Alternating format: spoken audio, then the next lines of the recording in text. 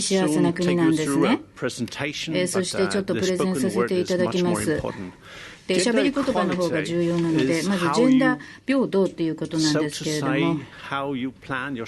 つまりジェンダー平等を中心として社会が組み立てられているんです。税制とかビジネスとかイノベーション、革新等々、すべて突き詰めますと、どうやって社会が機能しているのかということに還元でき、中づく女性の役割というのはとても重要になってきているんですね。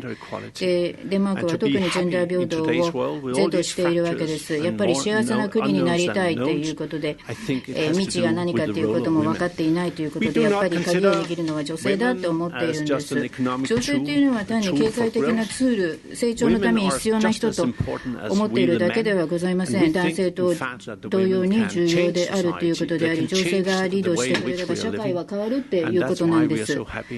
ということでデンマークはとっても幸せな国のおかげさまでなっていますというのは、法律とかまた立法とか、それから行動も通しまして、本当に真の意味で社会における女性の役割を変えてきた。だから社会自体も変わってきたんですね。50年代から始まって60年代に至ったと、そして現代に至っているんですけれども、本当に今日は素晴らしいプラットフォームを女性に与えています。キャリアも OK、家庭生活も OK ということで、子供を産んで育てた後、復職もできます。で、強い強力な政府がいるんですね。やる気のある政治家がいる。そして活発にすべての人たちがいろんな社会層で関与しているんです。で、デンマークっていうのはもちろん民主主義の価値を持っています。もちろんです。それから参加型の民主主義っていうのをやってまして、女性が確たる役割をこの中でも果たしているんです。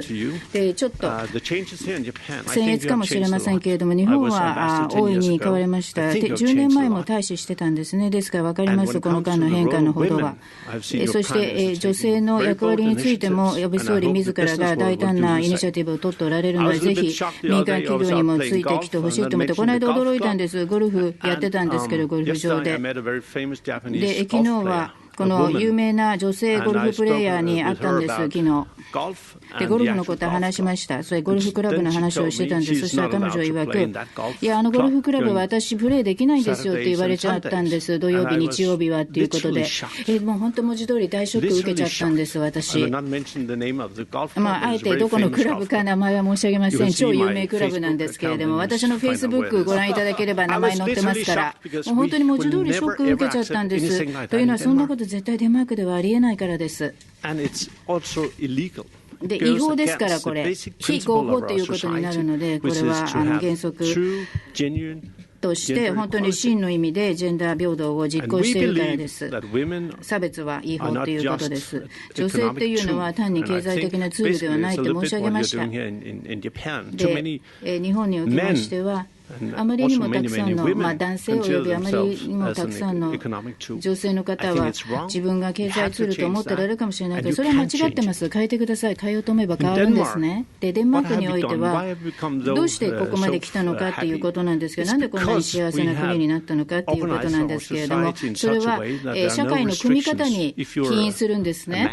男性でも女性でも全く同じ平等なチャンスが与えられる社会なんです。もちろん女性は子供を産めると、そして女性はキャリアも維持したい、子育てをしながらということで託児所とか充実してます。保育園もデンマークでしたら全員が権利を持って自分の子供を保育園に送ることができるわけです。そして市町村は義務化されているということで、絶対に保育園を作らなくちゃいけないということになっているんですね。産休とかも充実してます。すべての北欧諸国というのは世界随一のいいシステムを持っているんですけれども、一律に出産をすると、そして復職もちゃんと即できるようになっているわけです。で、子供が生まれると子供手当が出るんです。すべてちょっとスライドをさらうことはできないんですね。3枚しかないんですけれども、後ほどご覧くださいね。で、具体的に日本と比較してどうかなということをご覧いただければと思います。日本に比べるとインフラはずっと整備されてますよね。我が国、女性の役割をサポートする体制ががっちりできてるんです。女性も幸せになれる社会です。精神的にも、また生活の仕方においても。そのためにはインフラがそれなりに必要だし、より良いチャンスを与えなくてはいけないしということです。しっかりと道を作って、ジェンダーが真の意味で平等にならなくちゃいけないということなんです。それを中心に社会を作ってまいりました、我が国は。昨年の9月にご存知のように、国連がたくさんの重要な普遍的な目標を採択いたしました。そのうちの一つがジェンダー平等確立なんです。で、ここにございますように最初のスライドなんですけれども、皇太子妃が旗を掲げたんですね。そしてすべての SDG についてはそれぞれシンプルな旗がついてるんですよ、象徴するためにということで。ぜひ日本もこういった旗を掲げてほしいなというふうに思っています。今日この外に旗を掲げたかったんですけど、ちょっと旗を掲げる柱がなかったので、フラッグポールが。ということで、西村さんでお願いして、次はご用意なさってくださいね。旗をぜひ掲げたいので、SDG の目標の一つ、ジェンダー平等ということで。ぜひご留意ください。幸せになりたいのであったら、ジェンダー平等ありきということですから。そしてそのためには、単にこの行動と気持ちと法律とすべてが揃っていなくちゃいけないということです。やる気です。日本の政治家の方もデンマークの政治家と同じようにやる気を持っていると思います。でも天国ではないんですね、デンマークも。いろいろ努力をしている、最もリッチな国の一つである福祉社会でもある真の意味で、ジェンダー平等もあるんです。出生率も高いです。それでも課題はあるんです、デンマークでも。でも北欧流で、そしてインスピレーション、いろんなインスピレーション、他の北欧のご同僚から得ているので、我々は次の次元に飛び立つことができたわけです。すごいなというふうに思ってます。素晴らしいとここまで来たということは、でも私、日本にいる最中にもぜひ日本にもっとデンマークのことを知っていただきたいというふうに思っています。デンマークはどういうふうに社会を作っているのか、そしてどうやってフットプリントを変えようとしているのか、ここでいうフットプリントというのは環境上の話のみならず、どうやって社会を組み立てていくのかということもぜひデンマークのことをもっと知っていただければというふうに思っております。ということで、特別な贈り物を持ってきたんですね、皆様方に対して。旗を持ってきたんです。ということで、ぜひこの旗掲げてくださいね。私からデンマークからのプレゼントですから、ぜひ真の意味でジェンダー平等が達成できるようにこの旗を掲げてください。こちらです。どうでしょうか。西村さんにお願いしてよろしいんでしょうか。この旗を上げていただくために。いいでしょう。ちょっとこれ逆さになっちゃったんですけど、すいません。今北欧諸国の協力を目の当たりにしていただいていると思うんですけど、お願いします、西村さん。そして日本の方々、安倍総理、ぜひこの旗掲げてくださいね。いつかということで、いつの日かお願いしますね。よろしいでしょうか。正式に西村さんに差し上げますのでお受け取りください。で、忘れないでくださいね。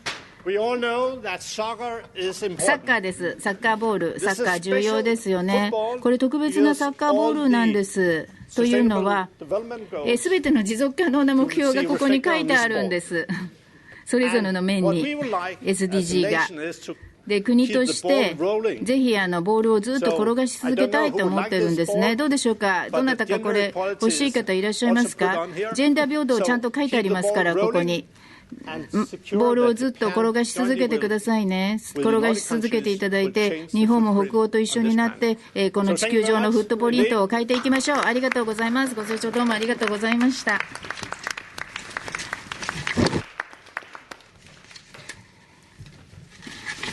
大使どうもありがとうございました。Thank you so much. 世界一幸せな国の世界一幸せな大使の。You have mentioned, and you are the happiest ambassador from the happiest country of the world. 続きましてフィンランドのシュウコサーリ大使になります。大使の選ばれたテーマはAmbassador シュウコサーリ who is going to talk to us about education, please.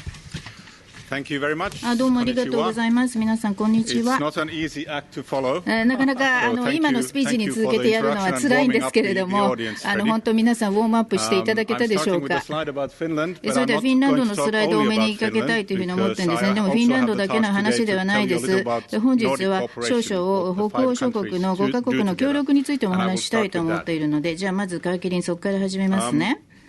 5カ国からなってます北欧国、紛争とか歴史とか時代とか、また同盟いろいろ共有してやってまいりました。政治同盟の歴史は長いです。でも歴史はあんまりさらいません。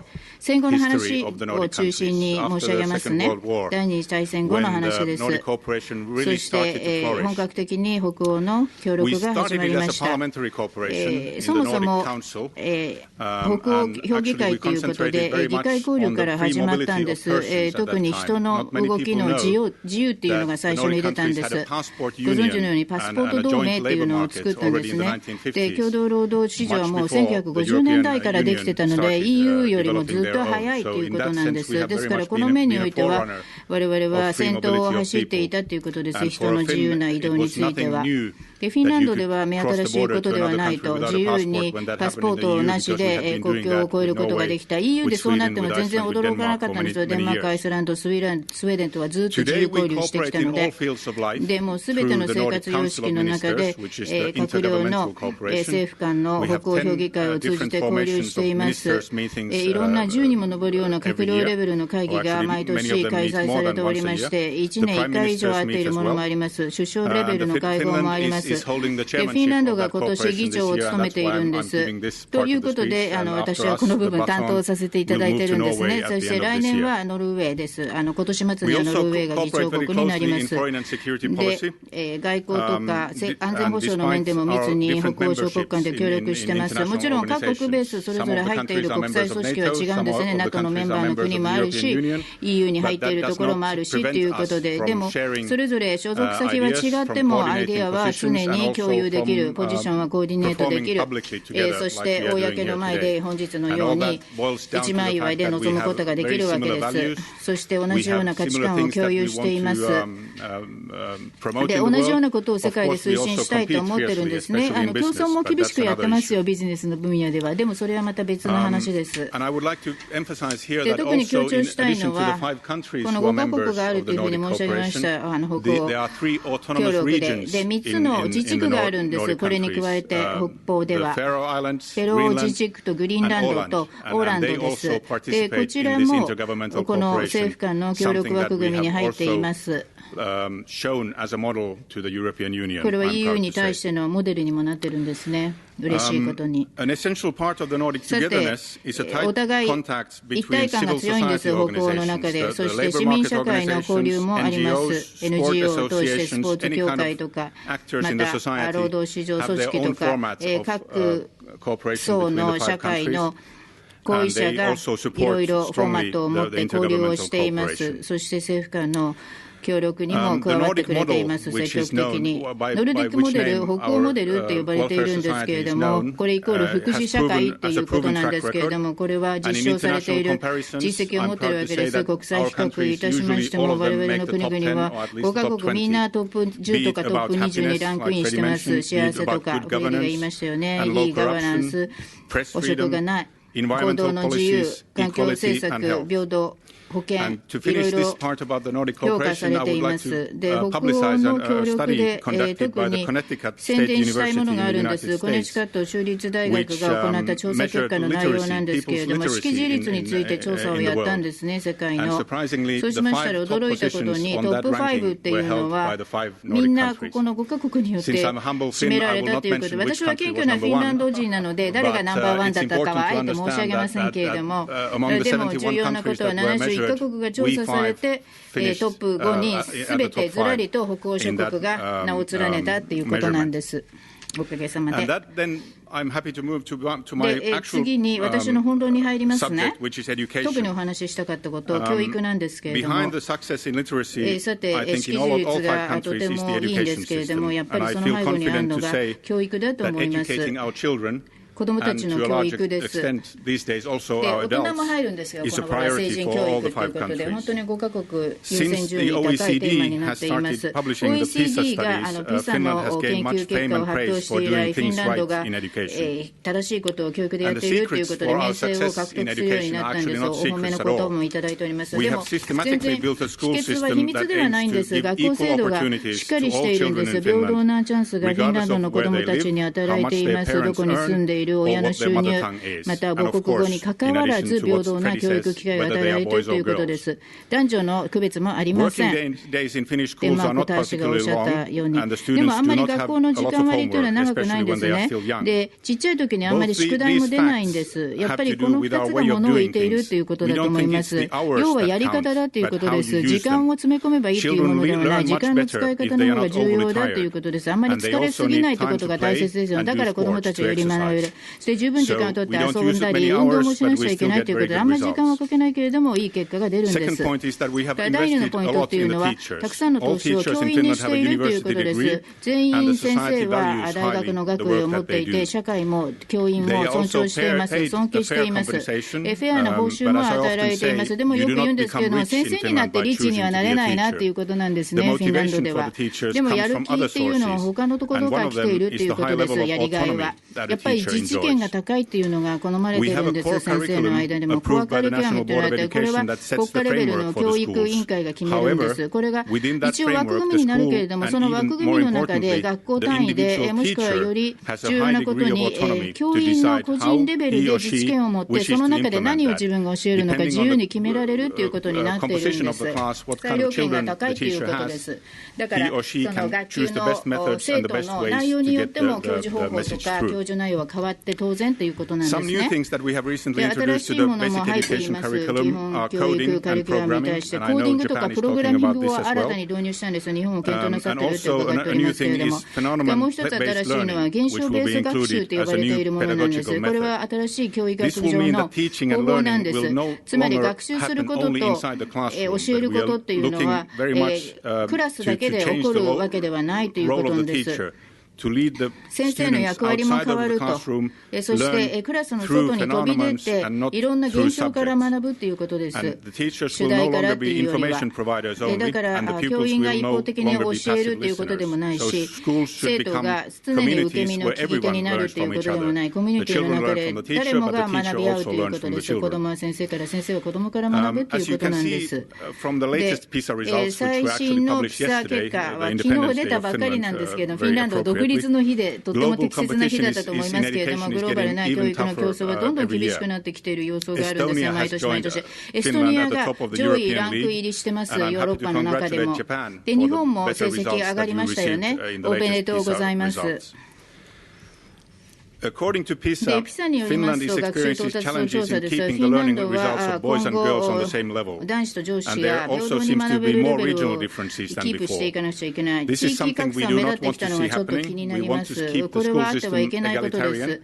平等主義を守っていきたいというふうに思います。教育当局ももっと軌道に戻すことができるように、ちゃんと教育の平等が守られるように、さらに努力が必要です。90年代にフィンランドで銀行危機があったんです。大変な不況にもなりました。そしてその時決断をして、教育、研究、イノベーションに大きな投資をしようと決めたんです。いい結果が上がっています。同じことをますます競争が厳しくなってきている環境でやろうとしております。しかしながら、我々としては唯一明るい未来を築く術というのは、やっぱり教育制度を維持して改善するところにあるというふうに確信しております。ぜひ、日本も含めていろんな国と協力し合っていきたいというふうに思っています。終わりになりますけれども、最も有名なフィンランド人からのメッセージをお伝えしたいと思います。対案は出さないでくださいね、ご同僚の方。クラシックの作曲家ではないです。F1 のドライバーでもないです。アニメのフィギュアでもないです。誰でしょうか。サンタクロースです。もちろん、ローレミというところに住んでるんですけれども、それでトナカイに乗って贈り物を日本の子どもたちにも届けようとしてます。行いよかったら大人もプレゼントもらえますよ。以上です。どうもありがとうございました。ありがとうございました、大使。では続きましてですね、アイスランドのヘイミソン大使にお願いいたします。大使が選んだテーマでありますが、成功物語、60年にわたるエネルギーインフラの二国間協力、こういうテーマであります。では大使、よろしくお願いいたします。Mr. Chairman, dear 議長、北欧の同僚の皆さん、ご列席の皆様、まず最初に日本記者クラブの皆様にこのイベントの主催の等を取っていただくことに、また報告諸国に関心を持っていただいたことについて御礼を申し上げます。さて、明日12月8日になりますが、これはアイスランドと日本の間の二国間関係の歴史にとって重要な日付となります。というのは、ちょうど60年前、正式な外交関係がこの両カ国の間で設立されたからです。したがって、この繁栄る場におきまして、この重要な節目について申し上げた上で、この長年にわたる友好関係、そして将来の共通の目標についてぜひお話をしたいと思うのです。確かに両国は非常に遠いところにあるかもしれませんが、しかし考え方も似通っている、そして性質も似通っております。これは島国の人間で海洋国家の伝統が強いと。そして何世紀にもわたるその孤立によりまして、鎖国によりまして文化的アイデンティティが確立されました。私もの国々は自然の力を思い知らされます。頻繁に地震もあれば、火山の噴火もあるわけです。また我々は天然の温泉に入ることが大好きです。この共通の傾向があるからこそ、両国の市民は非常に健康で、そして長寿なのかもしれません。さて、日本は何十年にわたって非常に重要な長年にわたる貿易協定国でありました。現在、日本はアジアにおいて最も重要な輸出マーケットとなっています。そして将来の期待も非常に大きいのです。さて、アイスランドが日本のマーケットに輸出品目の中で最も重要なのがシーフードです。私どもシーフード企業は非常に高い質で知られています。これは大変重要なことです。というのは、世界の中で日本の方々は最もシーフードの消費者として舌が肥えているからです。また、長年にわたる共通の価値観を共有してまいりました。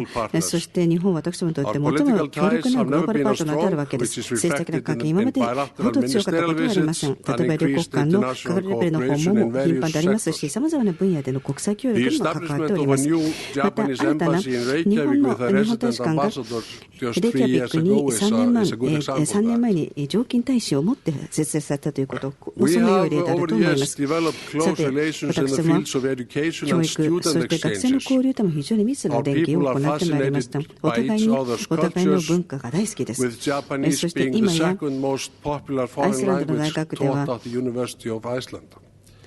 2番目に人気がある外国語となっています。アイスランドの経済進展というものは天然資源、そして北極におけるその気候条件によってもたらされたものです。だからこそ私どもは北極における前向きな発展に共通の利益を持っているわけです。またアイスランド、日本は国連海洋法条約にのっとって北極の共生、そして協力についても共通の見方をしていると思っています。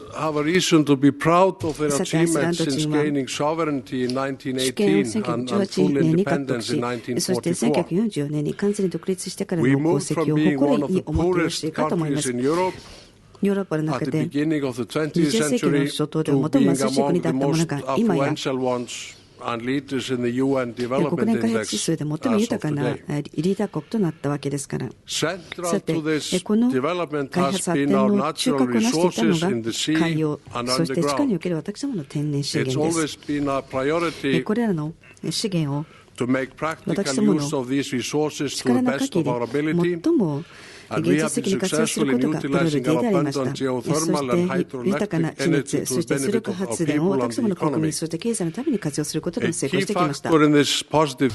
さて、この開発の中で重要な要素だったのが、新たな地熱発電所が電力、そして温水を生み出しているということだと思います。これに投資してきました。この50年で我々は7基の新たな地熱発電所を確立し、そして8基目が来年稼働いたします。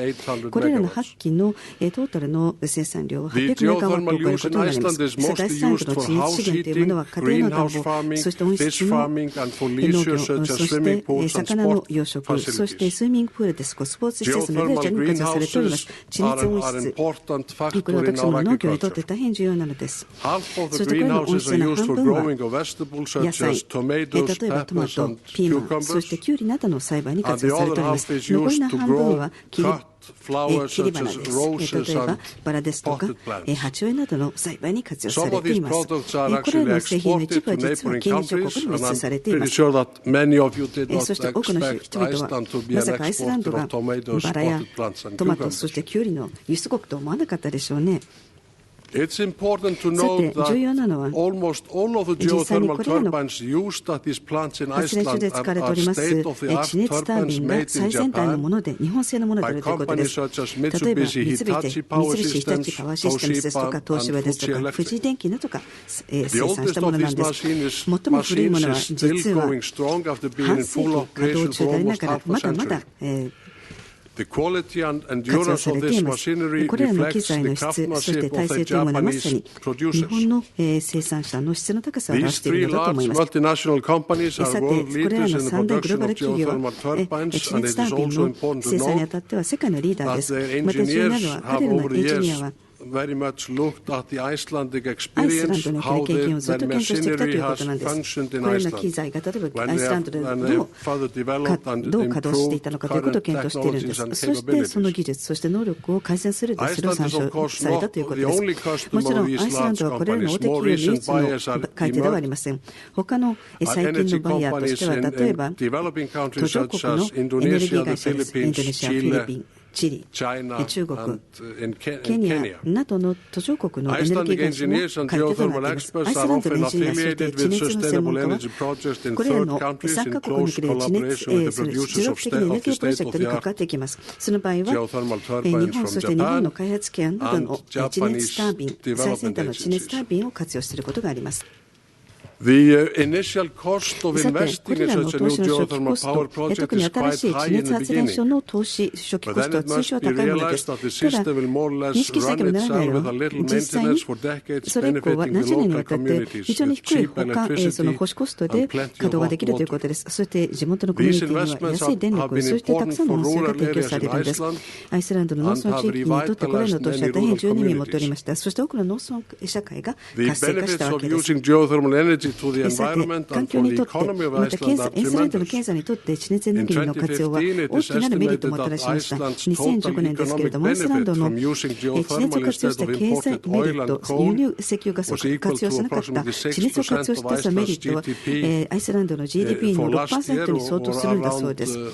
昨年はこれは1200億円に相当するメリットがあったということです。これはアイスランドの国民にとって大変重要な意味を持ったメリットなのです。また申し訳なくはならないのは、現在アイスランドで活用されているエネルギーの 96% がグリーンで持続的なものであるということです。また私どもは国連大学の地熱トレーニングプログラムアイスランドで1979年活性してきたことを非常に誇りに思っております。実に60カ国の途上国の650名の学生がこの間このプログラムを卒業されました。また実際に国連大学の本部は東京にございます。そして日本はこの重要な国連活動にとって非常に重要な拠出をされております。それ以外の3つの国連大学のプログラムがアイスランドで行われています。最後になりますが、アイスランドと日本はさらに地熱エネルギーにおける連携を強化しているということを強調したいと思います。今日本はそのエネルギーマーケットに再生可能エネルギーをいかに統合しようかということを模索しておられます。もちろんこれはチャレンジでもありますが、機会でもあります。アイスランドと日本はまさにこの取り組みで密なパートナーであります。なぜならば気候変なんとかクリーンエネルギーを促進し、そして世界にクリーンエネルギー変革をもたらす上で共通の義務を共有しているからこそ密な連携をするべきパートナーなのです。まさに日本は地熱の活用にあたってアイスランドの経験から重要なレッスンを学び取っていただけると思っております。貿易、文化的な交流、そして観光、そしてエネルギー協力はアイスランドと日本の国民をつなげる非常に強力なものであると思っております。大使として私はぜひ向こう何年かにわたってこの連携を強化できればと思っております。ご清聴ありがとうございました。大使ありがとうございました。続きましてですね、ノルウェーのリーメスタ大使であります。大使が選びましたテーマでありますが、テクノロジーとイノベーションであります。では大使よろしくお願いします。どうもありがとうございます。皆様、こんにちは。ご来席の皆様、今お話があったように、私の方からはノルウェーと日本の技術およびイノベーションの協力について触れたいと思います。また一部、共通の課題についても考えてみたいというふうに思っております。多くの産業先進国と同じようにノルウェーと日本というのは今移行期に当たっていると思うんです。でノルウェーの場合、今までは石油ベースの産業を中心にやってきたんですけれども、ますます他の産業分野からも裨益するようになってきております。イノベーションおよび技術がまさに鍵を握るということであるわけなんです。そしてこれをもって成功裏に移行を果たしていきたいというふうに思っております。たくさんのベネフィットが相互交流、また国際パートナーと協力し合うことによってあります。2003年にノルウェーと日本はバイで科学技術協力協定に署名いたしました。で包含されている分野としては海洋材料、ナノテクノロジー、宇宙、極域、エネルギー、そして環境等々であります。そして研究の協力も日本とやってます。我が国重要視してるんですねというのは、協力することによって質の高いリサーチ研究ができますし、技術集約、イノベーションベースのビジネスが開拓されるからであります。さて、どうやって経済成長を持続していくか、そして同時に気候変動対策を取っていくかということは、新しいイノベーションに富んだソリューションが必要になるということです。我々の相補完し合うようなノウハウを駆使し合うことによって、ノルウェーと日本はスマートで持続可能な技術を開発できると思っております。そしてソリューションになれると思っております。で両国それぞれますます気候変動関連のチャレンジが増してきていることを気にしています。そしてそれをいかに天然資源等も含めて持続可能な管理をするのかということが問われています。ぜひグローバルなコミュニティにこういった分野でも協力し合って貢献していきたいと思っております。グローバルな課題の一つは気候変動関連ではエネルギーディマンドが高まっているという点です。これはどうやって満たしているのか、化石燃料を使うことによって満たしているわけです。目下のところは。でも代替エネルギーおよびグリーンなエネルギーを開発することが欠かせません。グリーンエネルギーに対しての需要は日本でもますます高くなっていると拝察します。で最近パリ協定が批准されました。各国それぞれグローバルな持続可能開発のために責任を持つということが確認されたからです。また、環境上の持続可能性というのが鍵になります。東京が2020年のオリンピックを開催なさる際にということなんですけど、ノルウェーのエネルギー生産は内需に比べて7倍も実際多いんですね。そしてほとんどエネルギー生産の 98% は再エネベースできているわけなんです。ほとんどは水力発電なんですけど、でも風力とか火力発電もあります。で同時に日本はトータルのエネルギー消費の 94% は輸入なさっておられます。ノルウェーと日本の技術開発は相互監視合う形にあるので、お互いに協力し合って協力していくということはお互いの国にとっていい恩恵をもたらすということであり、グローバルなコミュニティのためにもなるということなんです。ぜひ再エネが生産が増えますように、そして水素が今後エネルギーキャリアとして大きな役割を果たすように協力し合っていきたいと思っております。水素というのはいろんなタイプのエネルギー源から生産することができるんです。再エネからもできます。でノルウェーでは産業界の人たちがこのエネルギーキャリアを1927年以来生産し活用してきております。最近来は我が国は日本と一部協力しておりまして、貯蔵ですとか水素を輸送するインフラ開発のパイオニア的な作業をやっております。日本も自動車部門および固定型の分野を対象にして燃料電池を使って水素インフラを開発なさろうとしておられるので、ノルウェーと日本が一緒になれば水素のバリューチェーン全部をカバーできるようになるということです。During the さて、 Japan-Norway 日本、ノルウ Energy ェ Science ー Week in エネルギー科学ウ2015, ィークというのは the main 2015年 topic に was 開 future 催されたんですけれど collaboration も、その for 時 new のメイントピッ energy クっていうのは、 solutions. 新しいエネルギーソリューシ At ョ the ンで conference, 将来協力 Japanese し合い and ましょうと Norwegian いうことだったんで researchers, す。会議 higher の時に日 education 本とノルウェー institutions のリサ and ーチャーおよび companies 高等教育 introduced の and 方、 discussed 企業の ideas 方が for 集まって future いろいろアイデアを hydrogen 持ち寄って、 transportation from 水素 Norway の to Japan. 輸送、ノルウェーから日本までどうするかという討議が行われました。1年経った後、The 2016 年 Japan-Norway に Arctic 日本、 Science ノ and ルウェ Innovation ー Week was arranged 極 in 域 Tokyo. 科学イノベーションウィークが東京で開催されまして、その中で船を使って北方航路を通って水素を運ぶという構想が討議されました。北極域が鍵を握るということなんです。特にノルウェー日本関係においては。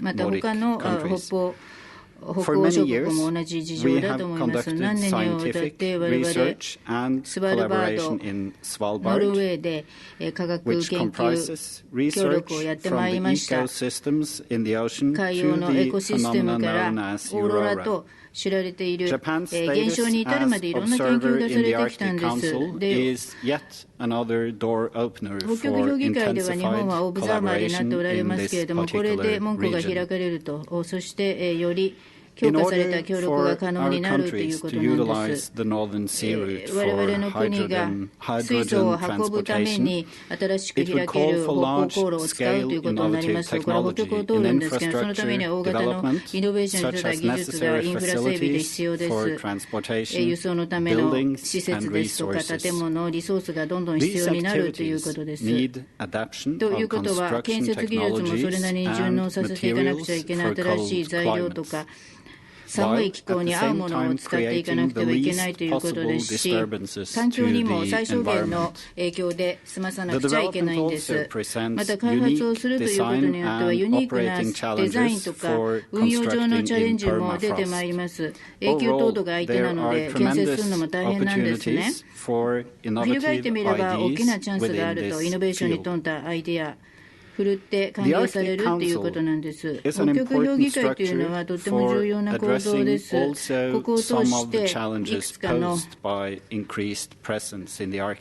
北極におけるプレゼンスが増しているというところから生じるチャレンジに対応することができるわけです。北方航路のほとんどをロシアが控えているということでありますので、当然ロシアとも協力して環境保全をする、災害管理をする、捜査救助をするということはなおさら重要になります。また同時にノルウェーは何年にもわたる経済活動、資源管理、そして環境問題意識を組み合わせてやってきた実績があります。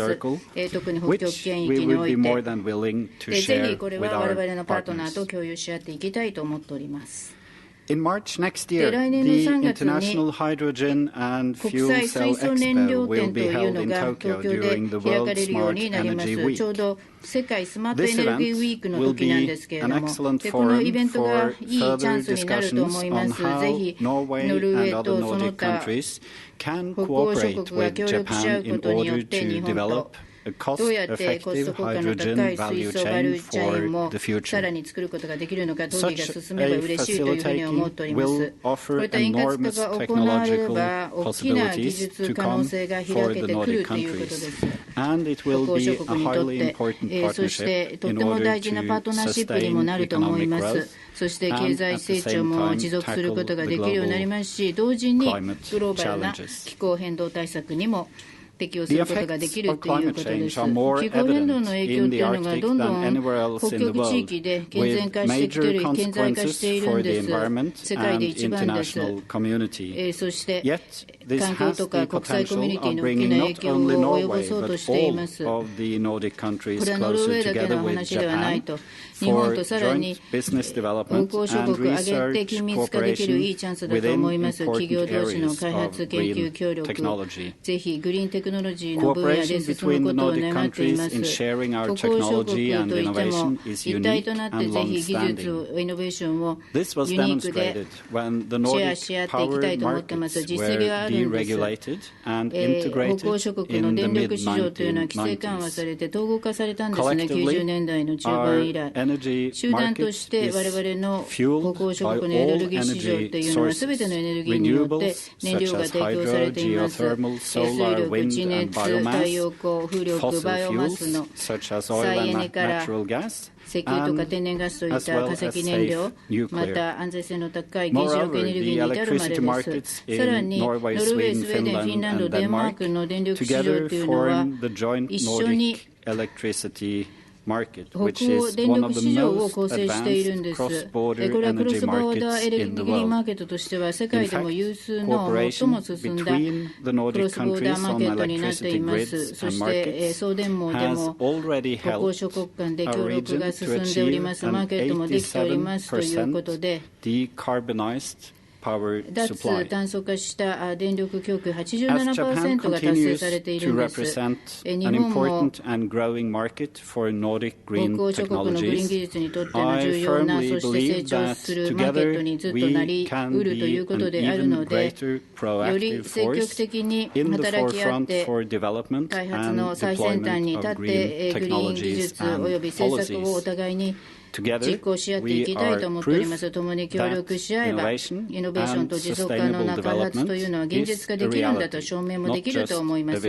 これは単なるビジョンではない実現可能なものだということです。そしてフィンランドのご同僚がおっしゃったように、サンタクロースはフィンランドのものというふうにおっしゃったので、オーロラはそして北極星の星というのは我が国のものですということも教えたいと思います。ありがとうございました。サンタクロースが次はオーロラということになりましたが、最後であります、スウェーデンのローバック大使、お願いいたします。大使選ばれたテーマはですね、250年の歴史を持つ報道の自由というテーマであります。The remote has disappeared. リモートがどこに行っちゃアイスランドにあるんですかね。リモートください。交渉しましょう。アンバサダー。Good afternoon. 皆さんこんにちは。Thank you all of you また for 皆様 being here today. ご参加いただいて感謝いたします。Exciting things 皆 going 様 on in this country, all the この国 news でいろんなニュ falling ースを upon ワクワク us し all ま the すよね。 time. もういろん Take なこ some とが起きてい time るわけですけれども、 to その中わざわ listen ざ to the Nordic 時間を割いていただい ambassadors. て、北欧の大使の話に耳を傾けてくださるということで Sweden 感謝いたします。 is today さてスウェー proudly デンは celebrating 本 the 日 250th anniversary 報 of 道の自由 our 法、すなわち Freedom 情 of 報公開法 Information の Act 250周年を祝うということになります。 1766. 1766年ですかのことですね。This was an early expression of the age of まさにこれは啓蒙の時代の enlightenment, and it 非常 was に早い made 段階での possible 現れだったと because 思いま of す。 an で、これが可能だ interregnum ったのは、 between 実 two はauthoritarian 2人の kings 権主義的な君主の well 間 known in に our 君主 history. 不在期 I 間 don't が know あった how から可 well 能にな known ったんで they す。 are 皆 in 様、 Japan. 日本でどの程度ご存知か分かりませんが、 Charles シャルル who 12世、died in 1718, 1718年に亡くなりました。そしてグスタフ王 who 第 staged a 3 coup 世 in は1772. 1772年にクーデターを起こしました。この間に君主不 This 在 was 期間があっ also た a んです。 period which saw the また birth こ of の期間 Swedish party スウェーデンにおける politics, 政党政治が生まれた where 時期でもあ two りました。 opposing こ parliamentary こでは groupings 2つの反する wanted to 議会の avoid グループが the other side 他方が gaining an 情 information 報を monopoly. 独占することをなんとか避けたいと考えて生まれたもので The す。 Act of さて、 1766 1766 was 年の made 法律、 part of the これは Constitution, 憲法の一環として確立 and さ this れたものです。 status conferred その to 結 it 果、 the dignity これは of an 一種の inalienable 不可 right. 条の権利的な Needless to 地位が say, 与えられたということにな freedom り of ます。 expression 言うまでもな passed く through 表現の自由というものは many difficult periods. 非常に難しい局面 But を the unique 超えてまいりまし features た。た of the だ、 1766 Act 1766 年 turned の法 out to 律 be の resilient, ユニーク and they な have 特 survived 徴というものは until 非常に強 today. 靭性があるもので、今に至るまで Now let's 生 see き if 延 I びてい can るの manage です。 this one. さて、ではこのうまく運用できるでしょうか。Yeah. はい。 The main さ features て、 of the Act この法律の重要な主な特徴はこういったものです。freedom of publication まずは without censorship. 検閲なくしての、So そ by の出版の censorship, 自 this 由を was 享 of 受する course ということです。 prior 検閲というのは、 censorship. 要するに事前 Any 検閲という publisher こと could です。 publish すなわち出版社は whatever he wanted without 好きな any 内容を authority looking at it 発 first. 行できると、別に当局の検閲を経ることなく、チェックを受けることなく発行できるという意味での自由です。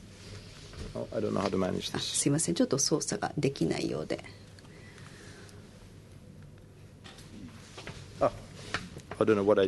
何かやったみたいですね。うまいこと出てきました。これ非常に面白い項目だと思います。すなわち責任を担うのは一人だけだと、すなわち内容に関しては、その出版物の内容に関しては一人だけが責任を持つということです。すなわちそれ以外の情報源は守られるということを意味いたします。そして3項目目、freedom of expression. 表現の自由 And で it す。 might sound kind of これは very general or 一般 banal, 論的 but what this に means 思われるかも is しれ that ません。 every でもこれは何 person を意味するかとい in えば、 whatever position どんな地 he 位であ or ろう she と finds 個 himself 人 or が herself is free 個人というものは to hand over information 情 to a 報を publisher. 出版社に対して自由に提供できるという意味なんです。これ根本的なこの法律の部分ではないかというふうに思 And いま when す。 such また a leak, as we say today, いわ has ゆる、 occurred, 今でいうところのリーク、もしも情 the 報漏洩があ act った場合、 prohibits この法律 an の下では investigation into the source. そ So の the 情報源に source 対する捜査を was and 規 is 制しているんです。制限しているんで constitutionally す。すなわち protected. 情報源というものは憲法の下で守られているということになります。 Another unique もう feature 一つのユニークな is 特 the 徴としては、 basic principle of access to official documents. オフィシャルなドキュメントに対するアクセスを担保しているということです。すなわちすべての公式なドキュメントというも for のは scrutiny on demand from anyone. 要請さえすれば誰も見ることができる、精査することができるということなんです。 And the basic そし principle て shifted from what may be 一般的な原 permitted 則は to what is 何を認めるかでは prohibited. なく何を禁止するかという Because as we 方 shall 針に see, 変わり of ました。 course, これ there からご will 覧いただ be きますけれども、 legislation 結 that 局 limits the 法 access 律 to public の中で documents. 公式なドキュメントに対するアクセスが制限されることもありますので、さてこの法律の下ではこのように歌っているんです。 The thinking behind these new rules この新しい were ルールの導入 summarized. の背景の Read this through. 考え It's 方をま quite とめたものです。 interesting. ぜひ This これを was お読みく written だ in さい。面白いものです。 1766, 1766年に書かれた言葉なんです。 giving all the citizens a better 政府 opportunity の英知を知 to り、 know and そ to して評価する evaluate 機 the 会、 wisdom 評 of 価する機会 government. をより多くすべての市民に A 与え freedom る。 regarded as one of the 乱用や best 違法性 means が国 to 民に知られるところ improve となるので、 customs こ and の自由 respect for the は law 法の遵守を as 改善する abuse and 最善の illegality 方法であ can ると become 歌 more っているん apparent です。 to the public. And I would claim that this 私は is こう申し上げます。 a fundamental これはまさに act 根本的な that has since 定めであると。 been applied as a そして basic これは principle 基 for 本的な原則として democracies and for countries that 民 apply 主主 the 義国 rule 家に of 適用さ law れたと思います。また法 and の支配を the 適用する国も control 適用されたと思います。 of government. そして政府のコントロールをに関しても適用されている考え方であると思います。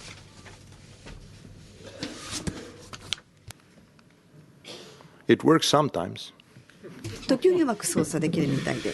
Yes, this is maybe a little bit more tedious, but さ still, て、これも多少 there 退屈に is 聞こえるかもしれません。平凡に聞こえるかもしれま it's せん all が、 regulated 実はこういった now, because 形 we で shouldn't 今規制されてい spend る all んで my す。 10 minutes talking about 10分の中でその1766. 1776年の話にとどめてもいけませんので、 The basic act is た still だ there, 基 although 本 in 的な its 法律にまだに post-war 残 version, っております。ただ戦後バージョン、 1949. All the 1949 basic 年バー elements ジョン from となっております。でも1766 still around. 1776年における基本的な要件は実はまだ And we added a 守られ very ております。 important また非常に重要 constitutional な憲 law 法 in 上の法律を1991年に the 加えました。 Freedom of これは Expression Act. 表 That 現 is の自由 basically 法です。 simply これは transposing or 要するに transferring the rules of the Information Act この情 to 報公開法の the 下の spoken 内容 or を visual media. いわゆるそのビジュアルメディアにも転用したということなんです。 This is a fundamentally important これ law, は大 although 変 it's 重要な not 法 a 律だ part と思いま of す。 the ただ、これは Constitution. 憲 It is 法の the 一環 act ではあり on ません。 public access こ to れは information 情報入手と秘密法と secrecy. いう法律です。 This act stipulates この法律 in では great detail 非常に and 詳細に sector by またセク sector ター別 the に定めておりま conditions す。 for す classifying なわち documents. そのあ This る means all 情報 documents ドキュメントを are 機密扱いする publicly 際の accessible 基準を unless 設定されてい covered る by んです。 specific すなわち stipulations in 具 this 体 law. 的にこの法律の定めにカバーされていない限り It 全ての also includes, 正式な公式な and ド this キュメ is ン a トをアクセスできるというものなんです。 truly unique またもう一 And つ again, 非常にユニークなのですが、 sector by これもセクター別に定められたものなんですけれども、 When the secrecy regulations 秘密にかかる規則 overrule が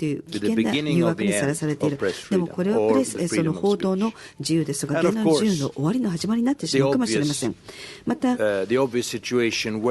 当然のことではありますけれども、北欧の諸国、そして日本は、実はそれぞれの地域においては、実はその表現の自由、言論の自由の前哨きちとなっているんです。皆さんもその認識がないかもしれません。すなわち、その言論、そして報道の自由が必ずしも担保されていない地域が近くにあるわけです。私どもの近くにも。したがって、ぜひ私どものような国々のミッションであると、この共通のミッションを共有するべきであると思います。ぜひその取り組みたいと思っております。さて、これ今非常に残念な統計をご覧いただいております。これ特にジャーナリストに関わる状況、そしてジャーナリストが全世界でどういった脆弱な状況になるか表したものです。ご覧くださいませ。以上です。大使ありがとうございました。ちなみに大使皆さんのお手元のプロフィールにあります通り、外交官になる前にジャーナリストの経験を持られています。さて、それではですね、一通りのその個別のプレゼンテーション、しかもそれは女性から教育、エネルギー、そしてイノベーション、さらに報道と実に多岐にわたりました。ここから脇委員によるですね、代表質問に入りたいと思います。じゃあ脇さんお願いいたします。それぞれ大変面白いプレゼンテーションだったんですが、その北欧という地域では我々の関心からいくと、まずその安全保障環境が非常に大きく今変わりつつあるのではないかということで、北欧全体のその安全保障、あるいはそのロシアとの関係について、5カ国それぞれその EU のメンバーであったりなかったり、NATO のメンバーであったりなかったり、こういう違いがあるのですが、まずその NATO のメンバーではないそのスウェーデンとフィンランドの大使には、それぞれの国で今その NATO とどのような協力関係にあるのか、国内でその NATO 加盟の可能性についてどのような議論がなされているのかというコメントをいただきたいです。すべて後ほど一括してお答えいただきたいんですけれども、それからもう一つはそのアメリカのトランプ次期大統領は、ロシアのプーチン大統領に非常に好意的な発言を繰り返して、でプーチン大統領もアメリカとの関係改善に意欲を見せているという状況で、このウクライナ危機後にそのアメリカと EU が続けてきたロシア制裁がこれからどうこれから変わっていく可能性があるのか、あるいはこの制裁について維持すべきなのかということは、これをまず EU 加盟国である国々の大使にこのコメントをいただきたい。それからトランプ氏はそのヨーロッパの同盟国、ヨーロッパ側の同盟国のコスト負担を増やすべきだという主張をしておりますが、これについてはどう考えられるのか、あるいはどう対応されようとしているのか、これは NATO メンバーの大使がこの点もコメントをいただきたいと思います。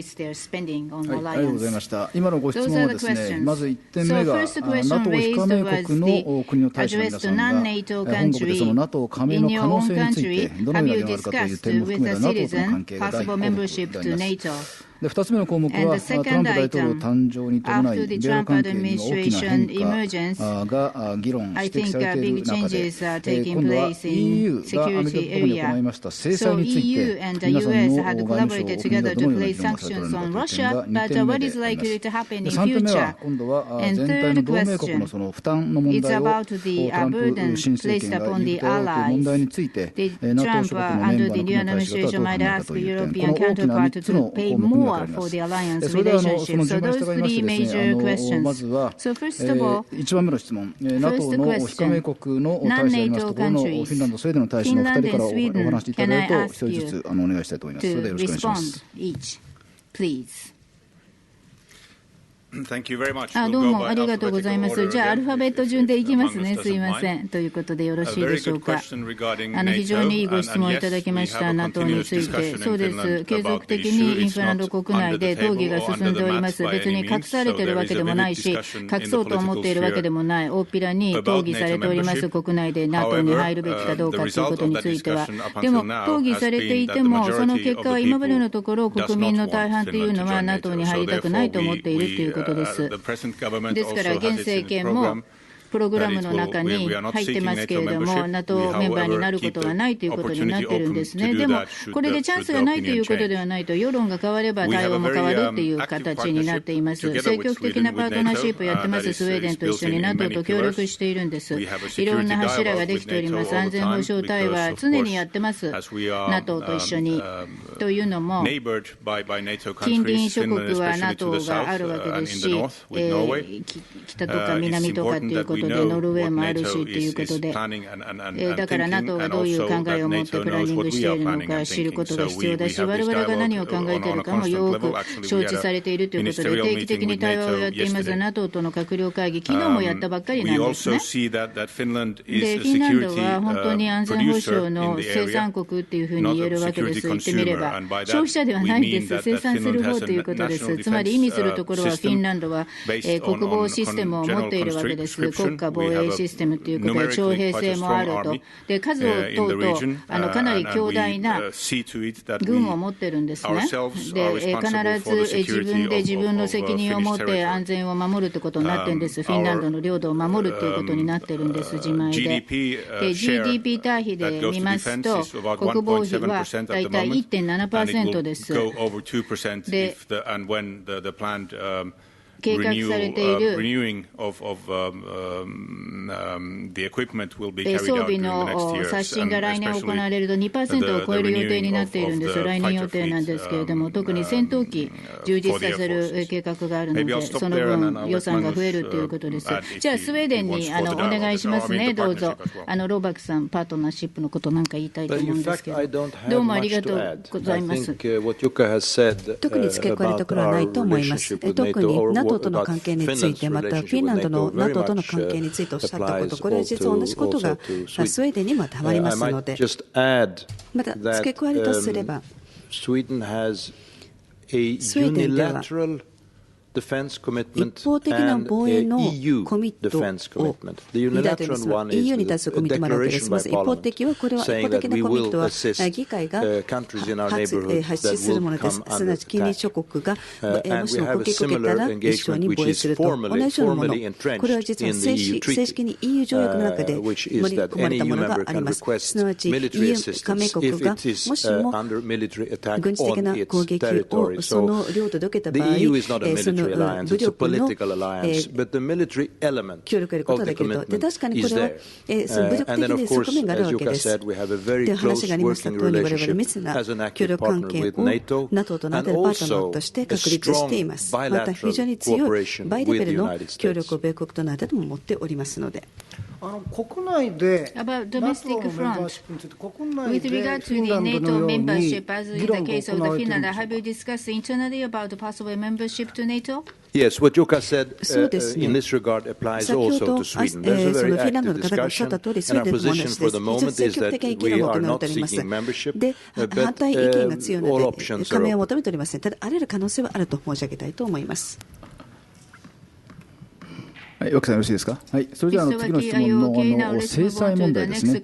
ロシアに対する制裁問題、これはトランプ政権の誕生を受けて、今後どのようになるだろうかという点について、これはじゃあ今の発言がなかった大使、お3人のうちの方が、じゃあどうしましょう。じゃあデンマークの大使からじゃあ順番にいきましょうか。はい、お願いします。はい、ありがとうございます。非常に厳しい難しいご質問です。トランプ氏が大統領になってどういう路線を取るかということで左右されるということなので、いろいろな反応ありということだと思うんですね。で、状況的にはもう本当に分かっているものより未知数の方が大きいというような時代になってしまって、ロシアとの制裁に対してもどうなるか分からないということです。EU の立場ははっきりしております。EU は制裁を維持するということですね。日本と同じです。でも未来がどんどん迫ってきているので、どうでしょうか。個人的に申し上げて、もしかしたら潮の目が変わるかもしれないということかもしれないと、それが具体化してくるかもしれないということなんですけれども、もう本当に今までとは様変わりの分断化された世の中になるかもしれないということです。新しい政治のトレンドが出てくるかもしれない。それに順応していかなくちゃいけないということです。好むと好まざるということでしょうかね。ロシアの制裁については以上です。はい、ありがとうございました。それではですね、今の件に関連しまして、じゃあ残りの2人の大使にお話を伺いたいと思います。それではですね、ヘイミソンアイスランド大使と、それからリーメスノルウェー大使について、トランプ政権の誕生を受けた後、ロシア関係も含めた、ちょっとそこら辺のお話をちょっとお願いいたします。そうですね、まず一つの事実を認識しなければなりません。得てして、米国の選挙区の場合、選挙中のレトリックと、それから選挙後の現実の間に大きなギャップがあります。なので、この事実を念頭に置かなければならないというふうに思います。そしてアイスランドは EU の制裁に関わっております、ロシアに対してですね。で、ロシアは非常に重要な貿易相手国でもあるのです。また重要なパートナーであります、あらゆる多くの分野に関して、近隣諸国でもあります方向ですから、で私の感触なんですけれども、もしかしたら向こう数ヶ月、若干意見の食い違いがあるかもしれません。でもデンマークの方がおっしゃった通り、新しい現実があるわけですね。で、多分今までよりもちょっと分担した環境があるのかもしれません。はい、ありがとうございました。それではですね、リーメスターお願いいたします。アンバサダーリーメスター、please。Yes, well, ありがとうございます。While not being a member of the European Union, we have still aligned ourselves with the restrictive measures against Russia from the European Union. It would have been, in that situation, impossible for Norway not to join a reaction against the violation of international law. この国際法違反に対して全く動かないということはありえないんですね。ですから同調したということです。Regarding President-elect Trump, as my colleagues次期大統領については、同僚もおっしゃったように、まだ大統領に就任なさったわけではないので、今現在では、今後いろんなことが分かってくると、そしていろんな政策が今後、噂に上ってくるんじゃないかということでありますし、ちょっと今の段階ではどういうふうになるのか予測できないというふうに思います。特に1年後の世界は予測不能です。いろんな重要な問題についてどうなるかわからないと。しかしながら、トランプさんのヨーロッパはもっと貢献したらいいんじゃないかといったような物言いにつきましては、これは新しい素材ではないんですね。歴代アメリカ大統領が何を言ってきたかということで、同じようなことを過去にも聞いたことがあります。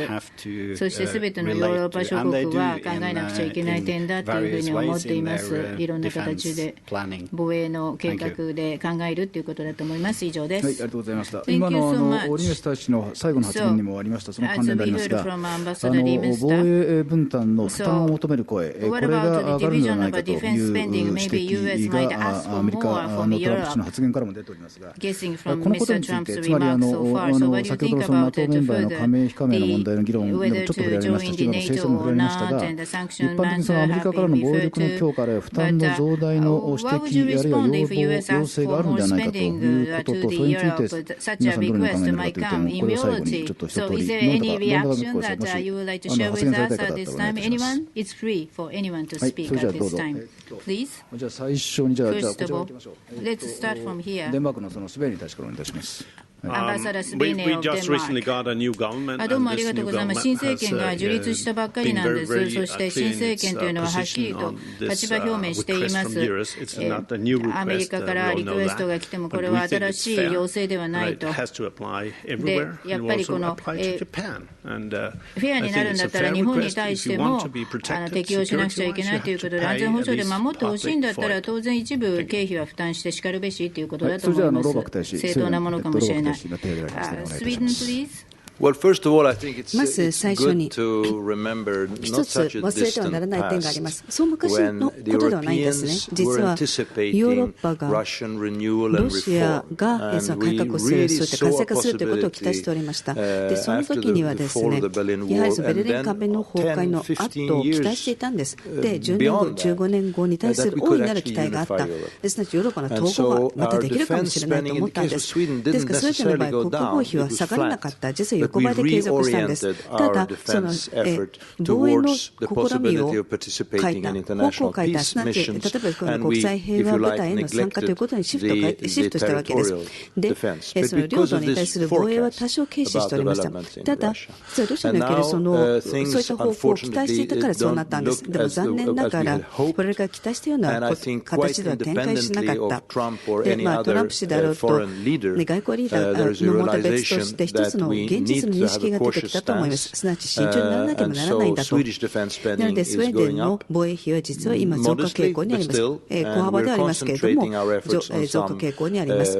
そして今、ハイテクの重要なシステムに関心を持っております。これは領土を守るためのものです。例えば、その防空ガスをです。また、潜水艦もしかり、そういったものに投資をしているということです。ただ、それをやっているのは、やはり我々が行っている国の評価にのっとってやっているわけなんです。じゃあ、今の件について、全般的なそのトランプの関係でもいいんですが、今の枠さんのその代表質問に対する答えで、あと残りですね、今、最後のご質問、発言のなかった、シウコサーリフィンランド大使、からヘイミソンアイスランド大使、それからノルウェーのリーメスタ大使、何かご感じがありましたらどうぞ。じゃあ私から皮切りによろしいでしょうか。ご同僚がおっしゃったように、なかなか今後何が起こるのか、米ロ関係を占うということはできないですね。実際にトランプさんが大統領にならないとわからないということなので、ちょっと何とも言えないです。でもちろんいろんなシナリオを考えているんです。で、どんな状況にもちっちゃな国なので対応しようと今準備つけているところですけれども、今はこれ以上申し上げることができません。それからまたsecurity spending issue, I think President-elect Trump's comments were mainly directed at NATO allies because he saw thatトランプさんいろんなことを言ってますよね、同盟国に対して。で、まだそのフィンランドでは大きな話題にはなっていないということなんです。というのは、我が国の国防費は上がる予定になっているんです。先ほど申し上げた通りです。新しい装備とか新しい機材を導入しなくちゃいけないので、ちょっと今のも古くなってきたので、それからさらに申し上げたいのは、伝統的な戦いというのもありますけれども、伝統的な国防費っていうのもあるけど、今後サイバーセキュリティとかハイブリッド脅威に体制を整えようとしているんですね。いろんな形態を取り得るわけです。伝統的な戦争とは違うわけです。軍が攻めてくるとか国境に攻めてくるとか、そういうのとは違うわけです。ですからこれに備えて外からの脅威に備えていきたいというふうに思っています。Thank you so much. Iceland, please. Yes, well, first of all, Iceland そうですね。まずアイスランドですけれども、NATO の創立国であります。1949年4月から参加しております。で、2国間の防衛取り決めも1951年米国との間で交わしてきました。これまさに外交政策の基盤となっております。外交政策、安全保障政策に言うなれば、もう土台となっているわけです。これは新しいものではありません。一環として議論されているテーマなんです。もちろん可能な限り、我々は納税者の資金を可能な限り、もちろんちゃんと活用したい。ただ単に支出を増やすということだけではなく、その質にも目を向けなければなりません。すなわち、その防衛に当たる軍が十分な備えをしているということ、ちゃんと機能しているということを担保しなければなりません。ですから、ただ単にその予算を増やせばいいということではありません。これはアイスランドではそういった取り組みを一環として継続してまいりました。そして我々は意欲を持って、その NATO の同盟に対して能力などを表してきました。例えばその沿岸警備官の協力ですとか、レスキューを一緒にやったり、またいくつかの手続きでも共有してとしてやっております。また、実際にさまざまな NATO 関連のソフトセキュリティ的なものに参加してまいりました。最も重要なのは金額の問題ではありません。実際にそのお金に対して何が得られるか、質も大事なんです。じゃあノルウェーのリーメスタ氏、何か最後に補足があればお願いいたします。どうもありがとうございます。ノルウェーの話といたしましては、ちょうど新しい長期的な計画が最終化したばっかりなんですね。国防の長期計画立てたばっかりなんです。で、中身としては今後これに沿ってやっていくということになっております。そして NATO 側の要求に応えるということになっております。日本と似てるかもしれませんけれども、まず空軍を近代化してまいります。そのために F35 の戦闘機を調達するんです。これ日本が調達予定なさっているものと同じものなんですけれども、そし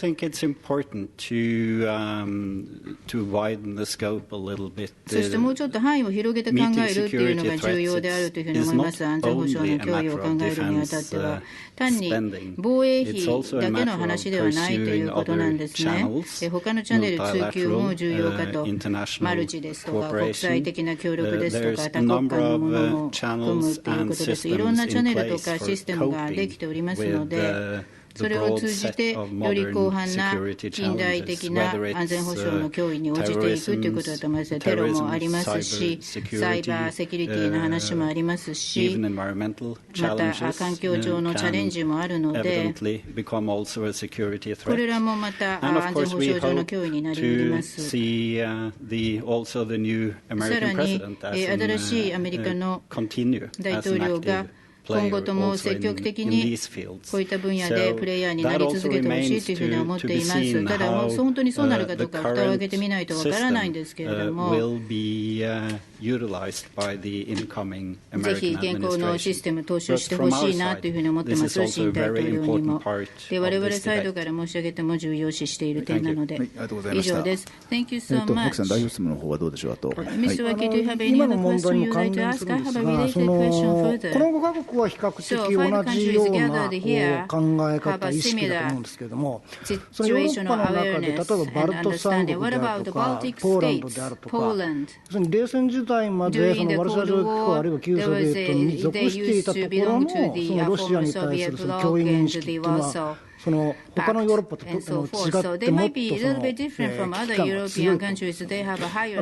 それがそのヨーロッパ全体あるいは EU 全体のそのコンセンサス形成に何がしか今影響を及ぼしているのかということについてどの大臣にですか。はい、どの大臣も結構です。Well, if I may, はい、どうぞ。as being the most distant neighbor よろしいでしょうか。最も遠く離れたバルト国から最も遠く離れた国でございますので、ごコメントしましょう。北欧諸国、例えばその北欧閣僚協議会の話しましたよね。98年から2000年にかけて、実は北欧連携をバルト三国と強化しようと考えたわけです。5+3であろう NP8 で今なったわけです。で、実は密にこの近隣諸国と密に連携してまいりました。長年にわたってなんです。で、昨今は NATO ともしかり、そして実際に EU の3カ国ともそうです。それと同時に非常に密なネットワーク、コミュニケーションネットワークもちゃんと整備しているんです。また、実際面での連携、コラボレーションも行っております。そして、そういったパートナーシップはどんどん強化されるばかりです。私の理解はそういったところです。はい、それじゃあですね、最初にじゃあ次にデンマークのスウェーデンの大使、ごめんなさい、ローバック大使、では次お願いします。その後デンマーク大使。そうですね。私どもの見解としては、日本とともに非常に強い意見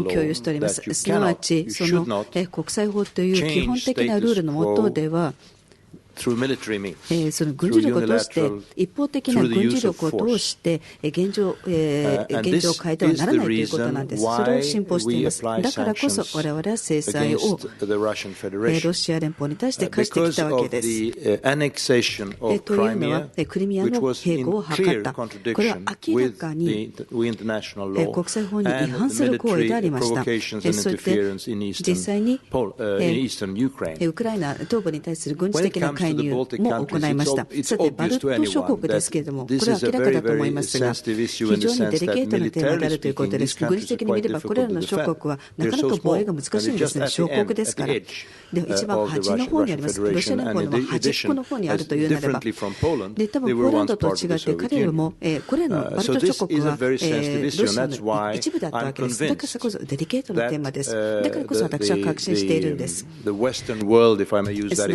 わち、西側と言ってよろしいでしょうか、EU、そしてヨーロッパのパートナー国、そして米国、北米、西側のものが最終的には、これらの基本的な、しかしながら重要な原則を守ると思います。国際法の原則を守ると思います。これは日本と共有しているものだと思います。はい、わかりました。じゃあ、デンマークの大使のスヴェイネさん、よろしくお願いします。I think it's very, very important to keep in mind that やっぱり留意しなくちゃいけない重要な点があるんですね。バルト三国はヨーロッパのファミリーの一部だということなんです。で、デンマー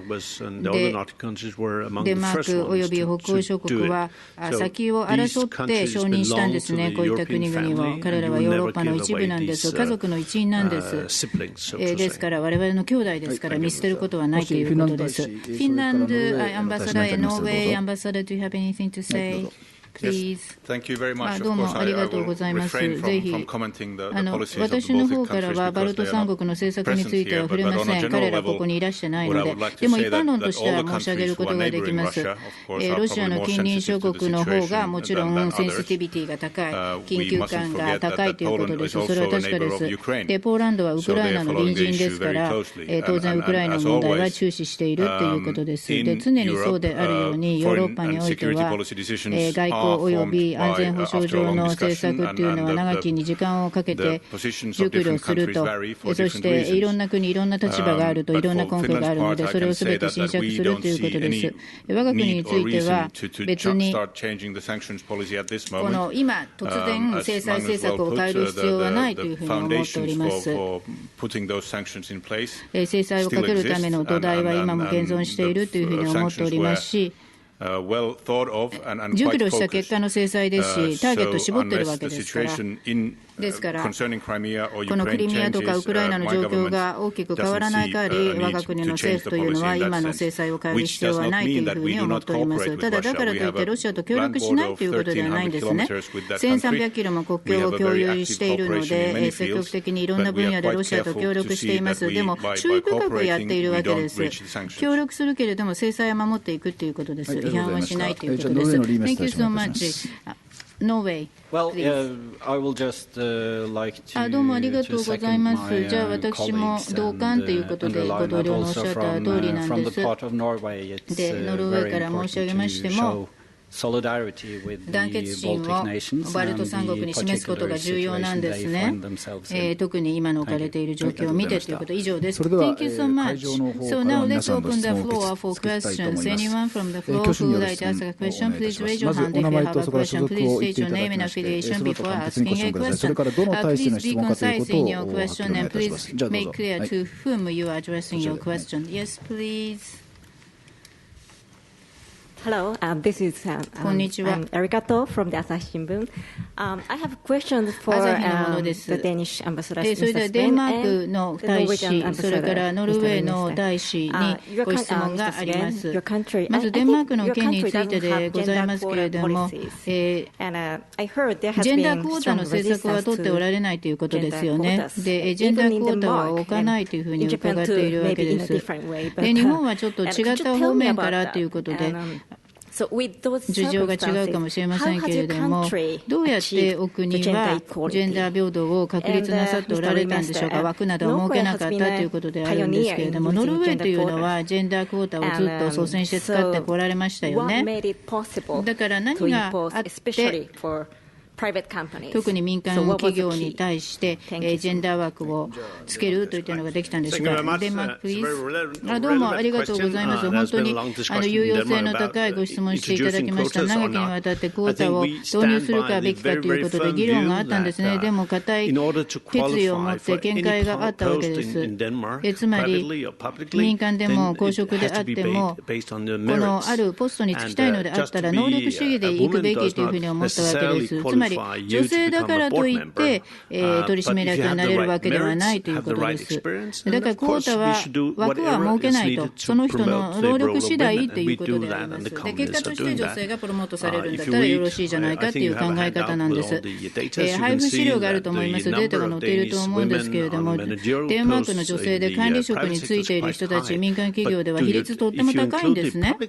で、公的部門を含めるともっと高くなっちゃうんです、率は。だからこれを規制することはできないんです、無理に。もちろんジェンダー平等を目指すっていうことは大切だけれども、この女性は取締役何人とか割り当てるのはよろしくないというふうに思っています。枠はよろしくないということです。ノーウェイ、please. Well, we have a law stating 我が国には法律がございまして、上場会社については少なくとも 40% のボードメンバーはもう一つのジェンダーの人でなくてはいけないという定めがあるんです。つまりもう一つのジェンダーというのは女性でもあり得るし、もしくは事例によっては男性がそれに該当するときもあるんですね。40% になっていない場合にはということで、この法律というのはかなりの議論を得た後導入されたものです。何年にわたって企業はどんどん奨励されていたんです。いろんな手段を尽くして、何しろ結果として女性の代表性をボードで上げるようにと言われてきたわけです。でも放っておいたらそういうふうにならなかったと放置していたら。でもちろん能力によって選ばれるべきという考えもあったわけです。そして有資格の女性としてボードメンバーになっている人もいたけれども、なれない人もいた、注目されなかった、だからちょっと意識的にプッシュしなくちゃいけなかったということであります。もちろん企業側の抵抗はありました、枠を設けるということについては。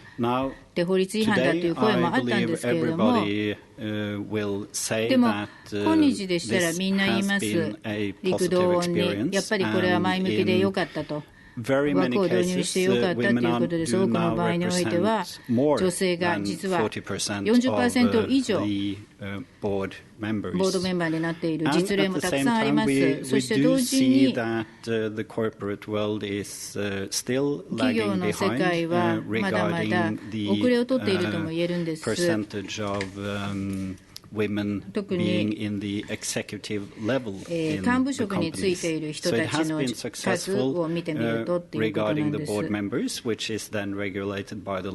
ドメンバーの方は法律で規制されているからある程度前進したけれども、エグゼクティブレベルということになるとまだちょっと課題が残っているということです。What about Finland? Would you like to say a few words on this? Yes, thank you. どうもありがとうございます。私宛ての質問ではなかったんですけれども、フィンランドの場合はこのクォータについての法律っていうのは準備委員会だけの話です。地方政府および中央政府ということで、何か諮問委員会でワーキンググループみたいなものがあると、必ずこの 40% は少なくとも両方のジェンダーでなくてはいけないということになっております。それから任意の規制もありまして、でもこれは法律で取り締まっているものではないんですけれども、ぜひ申し上げたかったのは、私は外務省に勤めているんですけれども、外務省の方は来年でなければ再来年、もっとたくさんの女性大使が増えるはずなんです。女性大使の方が男性大使を上回るはずなんですね。というのは、これは能力が女性の方が優れていると、私はもう絶滅危惧種になっているんですけれども。じゃあ、一番向こう側の男性の方。The man at the far side of this room, please. My name is 三好と申します。読売から来ているんですけれども、私ご質問が難民の流入問題についてのご質問があります。実情はどういうふうになっているでしょうか。フローバック大使にスウェーデンと、それからできればデンマークの大使にお伺いしたいんですけれども。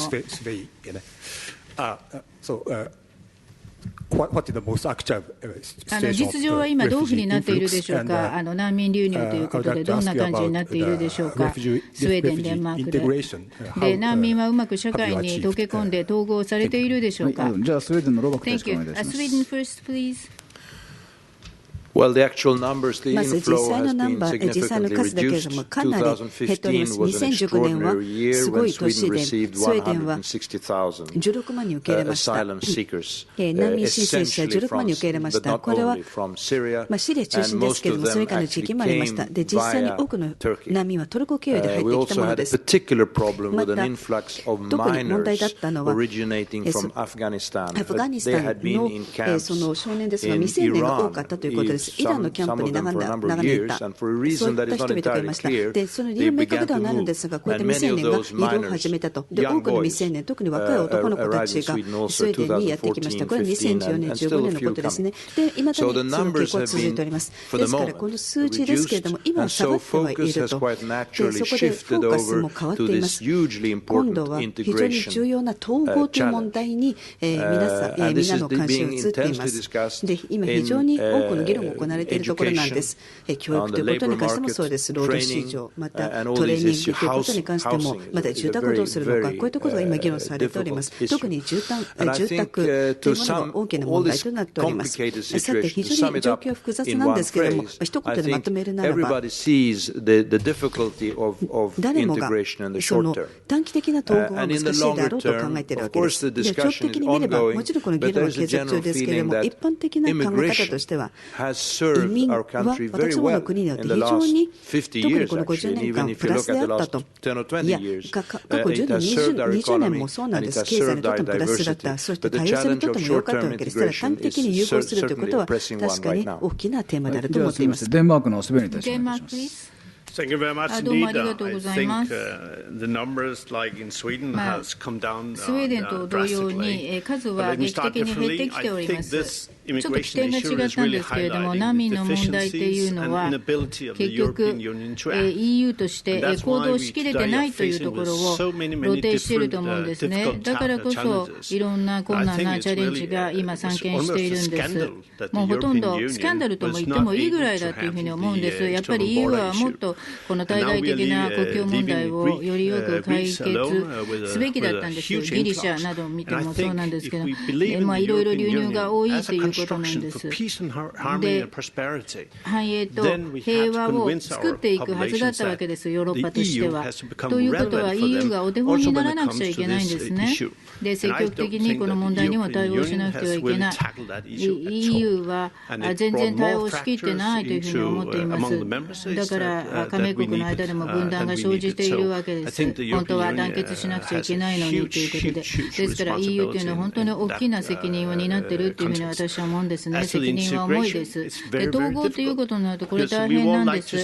もちろん我々日本のようなお国から日本も優秀な才能のある人を迎え入れたいというふうに思ってますよね。我々もそうなんです。でも入ってくる人というのはほとんど単純技能ということで技能を持っていないわけです。私ちっちゃな村で生まれました。500人しか村民がいなかったんです。そしたら突然2000人の若い男性が入ってきちゃったんですね。アフガニスタンとかそんな国から。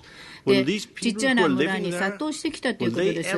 昔から住んでいる村人たち、これを受け入れることできるんでしょうか。できませんよね。絶対できないということです。EU が失敗しているということです。で、やっとその失敗を認識してよかったというふうに思っています。なんとかしようと思っている我が国も同様です。で、EU の建設の内容を見てみると、もしかしたらこれが終わってしまっちゃうかもしれないんですね。国境管理を導入すると。国境管理を導入することが理想なんですか。そうじゃないです。Let's go on to the next question. はい、どうぞ。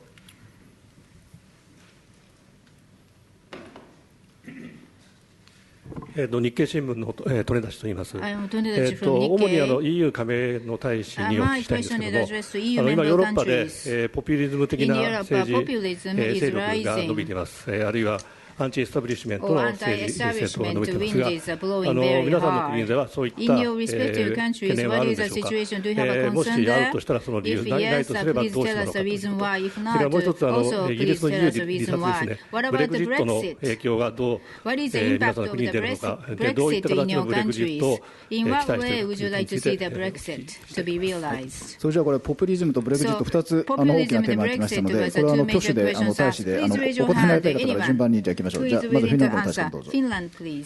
どうもありがとうございます。じゃあ最初、ポピュリズムの話申し上げますね。これはヨーロッパで問題化しています。我が国もそうです。でも歴史的に申し上げて、国はそれぞれ違うし、人気のあるポピュリスト等も違うということです。フィンランドの場合には、ポピュリストに相当するような政党ということになると、トゥルーフィン党っていうのがあるんですけれども、これは昔からある農村党なんですね。1960年代に生まれた農民主体の党であります。はっきりしていると、その点は。で、有能なリーダーがいたから、今まで伸びてきたということであります。そして 17%、19% ぐらい票を前回取ったと。そして政権入りした人もいるということなんです、現在。フィンランドのアプローチとしては、ポピュリスト政党というのはもちろん、他の北欧諸国とも違うんですね、政情が。で、政権を作るに欠かせないパートナーなんです。というのは、それなりに人気があるわけですし、政権としても、やっぱり現実と有用性を持っていたいと思っているので、必ず入れるといったような形になっています。そして公約も守らなくてはいけないしということになっているので、それが現状です。その極右っていうのはいないです、政党としては。だからあんまり大きな話題にはなっていないということなんですよ。ポピュリズム、その後ブレクシットの順でいきましょう。So anyone who would like to care to speak on the populism, Denmark, please, and Sweden, please. I don't really subscribe to the notion of populism. 私はポピュリズムということはちょっと組みしていないんですね。体制派ということだと思うんです。つまり、嫌いなものはエスタブリッシュメントということです。ポピュリズムというのはいろんな定義があり得るので、今起こっていることというのは、国民の一部がデンマークでもアメリカでも、日本はそうじゃないかもしれないけど、まだそこまで来ていないということで、新潟の選挙で判明するかもしれないけれどもっていうことなんですけれども、それちょっと分かんないですね、まだ結果出ていないから。しかしながら、もう本当にこのたくさんのマイノリティの人たちがいると、見捨てられた人たちがいるっていうふうに感じているっていうことです。反動が出てきたわけです。で、体制派が嫌いだからポピュリズムっていうふうに言ってよろしいんでしょうか。ちょっとそれは短絡的すぎるなというふうに思っています。反体制ということだけなんです。つまり、取り残された人たちということになるわけで、そうした人たちを尊重しなくちゃいけないんです。置いてくぼりにされたと思っている人たちに対して尊重しなくちゃいけないということです。アンバサダー・ローバック。そうですね。スウェーデンの議会ですけれども、8つの政党によって構成されています。3つはいわゆる中道左派、4つが中道右派と言えるでしょうか。で、8番目の政党、これは極右です。でも外国排斥党です。スウェーデン民主党と知られている外国排斥主義的な政党です。それ以外7つの政党、これは若干ニュアンスの違いがありますけれども、全員はこう言っております。この8つ目の政党と協力したくないと言っているんですね。で、世論調査では今、多分 16%、17% くらい抑えているでしょうか。ですから今や3番目に最大の政党となっているんです。そこで非常に今の状況ではなかなか過半数を占める政権与党が難しいんです。今、少数与党です。で、社会民主主義党、そして緑の党が構成されています。で、外部で左派党の力を得てやっているんです。で、今、その暗黙の了解が見られます。すなわち、主流の政党の最大のグループが政権与党となろうと、今は中道左派中心です。もしかしたら中道派にスイッチするかもしれません。でも同じレームが出てきます。すなわち安定した過半数を与党として抑えることができない。ブレグジットについていきましょう。ブレグジットについての今質問へのお答えになりたい方いらっしゃいますか。フィンランドの立場どうぞ。フィンランド、please。どうも、じゃあまた私から最初になっちゃったんですけれども、この問題は他の問題と同様に、ヨーロッパの外交政策に関するものということで、我が国はプラグマチックプレイヤーであるので、結果についてはがっかりしてるんですね、本当に国民挙げて。でもあれが結果だから尊重はするっていういうことです。で、イギリス政府、プロセスを開始するって言ってますよね、実際の交渉を開始すると。で、交渉はできるだけ早くまとめるべきというふうに思います。不確実性をできるだけ短くするということです。我々は現実的なアプローチを取ります。そして、いいディールを EU のために作ってほしいというふうに思っています。EU の存立の脅威にならないようにしてほしいというふうに思います。で、次元を区切ってちゃんと早めにまとめてほしいというふうに思っています。永久に続けることはできないので、交渉を。で、準備をつけているということです。いろんな政府の部門が。で、フィンランドとしてはもちろん積極的に貢献したいと思ってます。交渉がスタートしたら。One more person on the Brexit, please. Any ambassador on Brexit?結構ですね。じゃあ最後の質問いきましょう。Then let's go on to the last question. I saw some hands out there, please. 産経新聞の三宮と申します。先ほどの質問のフォローアップで、ポピュリストパーティーのことで、フィンランドの大使、デンマークの大使にそれぞれ伺います。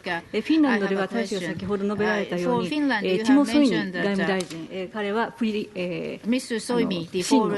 党から外務大臣になったと聞いております。彼の外務大臣になってから何か、例えばヨーロッパ政策とか移民政策で変化はあったんでしょうか。またデンマークではフォークスパーティーという非常に強力なポピュリストパーティーがいます。で、今は閣外協力をしていますが、特に移民政策でこの政党の影響というのはあったんでしょうか。それではフィンランドのシウコサーリ大使からお願いいたします。どうもありがとうございます。そうなんです。私のソイミ外相、私の上司なんですけども、トゥルーフィンパーティーの出身なんですね。でも彼は個人的に影響力を与えているということではないです。党が政権入りしたということが重要なんです。そして、コアリション連立のポリシーを組めるときに交渉に加わっているということが重要だということであります。ですから、今後、例えば難民申請者に対してどういう政策を取るか否か、もしトゥルーフィンが入っていなかったからどうなるかということはちょっと言えないんですね。ヨーロッパ、他の国もそうです。昨年はもう未曾有の突然、もうたくさん難民が流入してきたということで大変なことになってしまったわけです。もちろんスウェーデン、数的にはスウェーデンほどではなかったけれども、それなりにたくさん流入してきたということで、なんとか対策を取らなくちゃいけないということになっちゃったわけです。この持続不可能なレベルまで来ちゃったからということであります。ということで、難民申請者はどこから来ているんでしょうか。送り出し国とに送り返すということで交渉が始まっているわけです。社会保障についてどうするかということも今話しております。難民申請者が同じレベルの社会保障給付を受けることができるのかどうかということですね。フィンランドから昔から住んでいた人たちと比べて。で、現在協議が進行している。でも短期的に大きな変化が起こるとは思いません。デンマーク、please。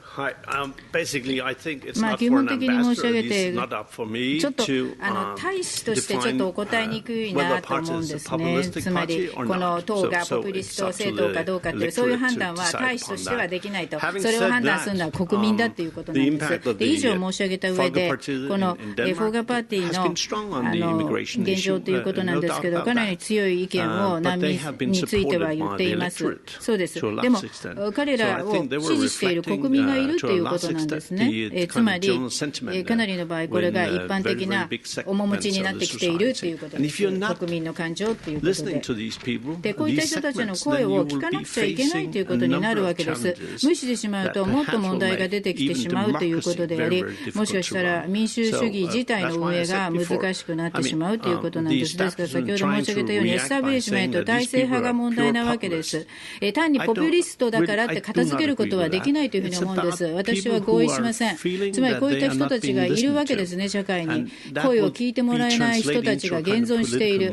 そして政治運動につながっているということなので、新潟の選挙が今後、ゲームチェンジャーに日本でなりうるというふうに思っています。Thank you so much. Our time is up. これで一応記者会見を終わらせていただきます。大使にはですね、クラブに来ていただいたときに、それぞれサインをいただきました。せっかくの来たわけですので、母国語で書いていただきましたので、それを順番に読み上げていただきまして、訳をします。ということであります。それでは先ほどと逆にですね、スウェーデンローバック大使からご自身の書かれたメッセージをご紹介ください。Yes, first, I'm surprised we didn't get any questions about Santa Claus or Northern Lights. その大について質問がなかったので驚きました。他の小さなテーマの質問でしたね。でも楽しかったです。では、スウェーデン語で読むんですか？スウェーデン語で読みます。スウェーデン語で今申し上げてます。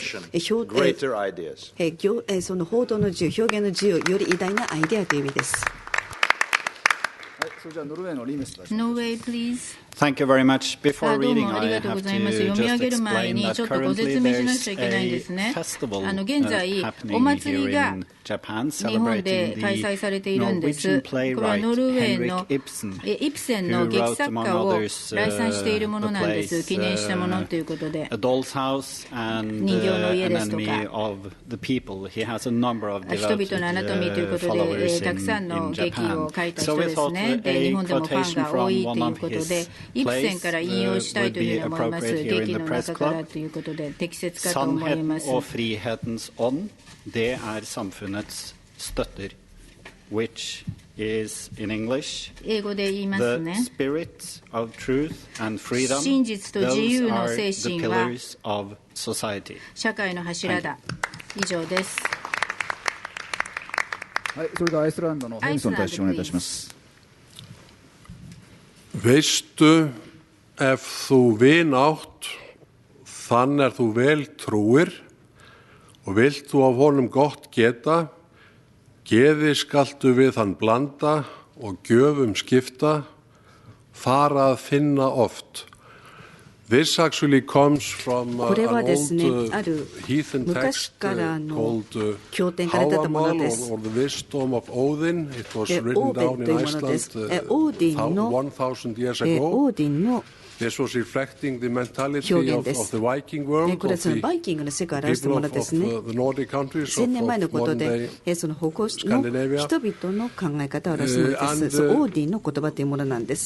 kind of a wisdom of Odin, and the core of this message is a simple one: go out, visit your friends frequently, be generous, bring gifts, do not let distances hinder frequent visits, and be a little suspicious as well. Please note that your best friends may not necessarily live, they are not necessarily the ones that live closest to you. You may have someone on the next farm. It's easy to visit, but he is not necessarily your best friend. This is what we call Hávamal.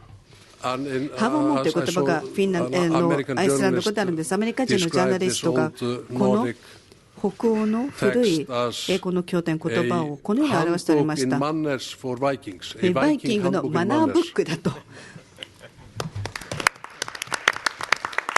それではフィンランドのシーコサーリ大使お願いいたします。Thank you very much. どうもありがとうございます。私の一番短いです。空で言えるようにしてくださいね。フィンランドの昔のことわざです。教育に関しているものです。Sen surutta unohtaa. And the literal translation into English would be what one learns without joy.楽しみなくして学んだものは悲しみなくしてすぐ忘れてしまうということであります。つまり子供でも大人でもどうしてものを学ぶんでしょうが、強制されたら学んだことは忘れてしまうということです。だから、遊びとか楽しみを持って、教育をして学ばなくちゃいけないということです。デンマークのスヴェイネに対してお願いいたします。デンマーク、please。私、デンマーク語で書きました。我々のアンデルセンです。有名なおとぎ話作家が書いたものです。旅することは生きることということです。近代的に言うと日本でもまさにそうなんです。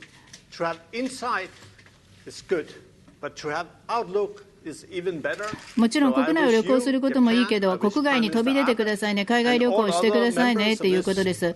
安倍総理もはじめて、また記者クラブの方も含めて、ぜひこの通り実現していただければと思います。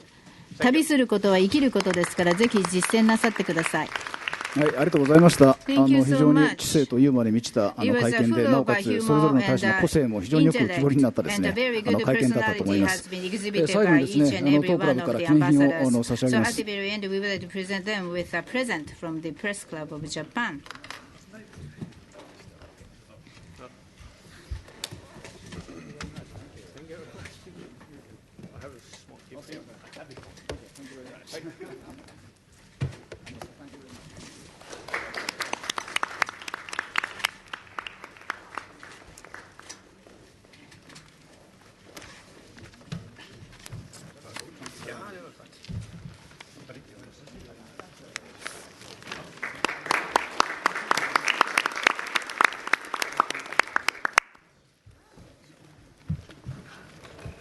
これで会見を終了します。全大使が退席をされるまで皆さん席でお待ちください。それで大使の皆さんもですね、リセプションには参加されるということですので、会場の皆さんもぜひお隣に移動してください。